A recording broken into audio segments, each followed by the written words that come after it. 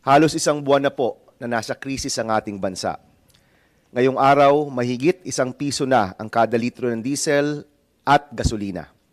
Ramdam na po ng pamilyang Pilipino ang mabigat na epekto ng pagtaas ng presyo ng bilihin bago pa nangyari ang krisis na ito. Pakiwari ko po, panahon nang magdeklara ng State of National Emergency. At marami po sa amin, ganun din ang pakiramdam.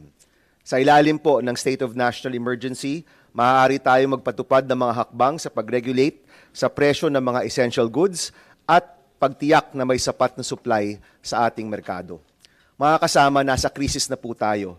Sabi nga nila, the best time to act was yesterday, the second best time is right now. Ipakita po natin na kaya nating magkaisa para sa taong bayan.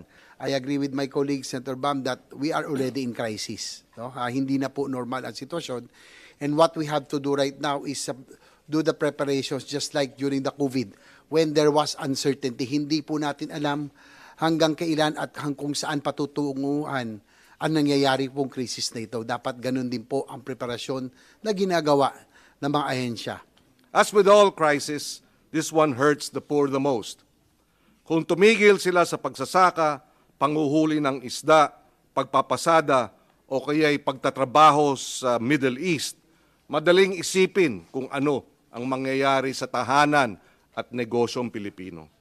Pag nagdoble na ang halaga ng krudo sa ating merkado, sa loob lamang ng 1 buwan at kalahati, krisis na tayo. Wag na tayo lost in translation or nagmamaang-maangan na may krisis until we define it as a crisis. We will not in record time to save our people. So, each agency represented here must act as if we are in a crisis because we are in a crisis.